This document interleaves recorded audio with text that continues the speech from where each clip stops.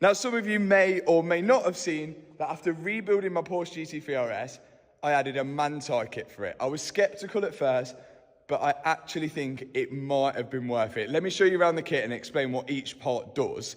On the front, it's done a big journey at the minute. We've fully ran the engine in. It's done around another 2,000 miles. So the engine is pretty much running after we rebuilt it. But it is filthy. Look at the bugs on the front, and it's been around the track.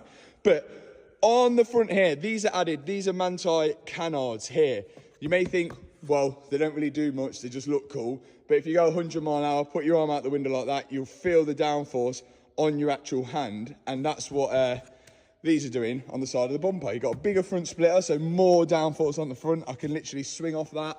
Carbon supports for them as well, which, if you push upwards, they still sort of go upwards into there, so they don't snap off or break if you hit a curb.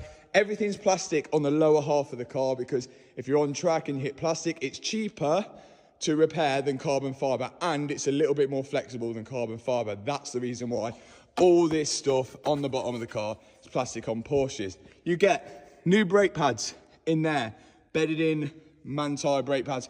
Not sure, to be honest, didn't really feel much difference in the brakes, but probably if I was a better driver, I might have felt the difference in the brakes. Braided brake lines instead of the rubber hoses. I've got uprated suspension in there, Manti suspension with a full Manti alignment, so the car sits lower, it's more aggressive. Oh my God, what else did I get? You get all this aero on the top here. So these are standard, these ones on the corner, and what these are supposed to do, you have hot air. Well, you got cold air which goes in here, and then the hot air comes out the back of the radiator. It all gets pushed out the back. And instead of all this hot air getting pulled up here, down here, and then sucked into the air filters and into the engine there, which is no good, these are supposed to guide the air away from the engine, so you're only getting cool air in there.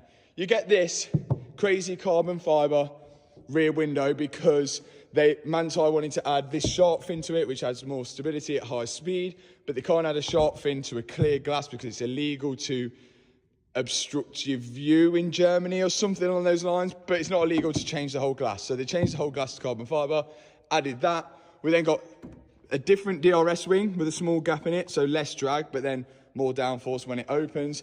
This crazy dinner plate of a side blade because we want to stop all the dirty air from the side of the car ending up underneath the wing. This dinner plate disc here as well, again. Oh, I've scratched it up a little bit because I've been in the gravel, but we'll sort that out. And so all the dirty air down the side of the car is meant to stay down the side of the car. You then get this crazy diffuser, bigger fins on it, carbon fibre fins. I've hit this on the floor a few times already. Toe straps, don't really do anything with the toe straps. Oh my God, what else? Is there anything I've missed? And then you get a few added extras like Manti side blade things, Manti written on the floor because it's just a flex, I think, if you have a Manti car. But other than that, that's it. And it's supposedly meant to add value to the car.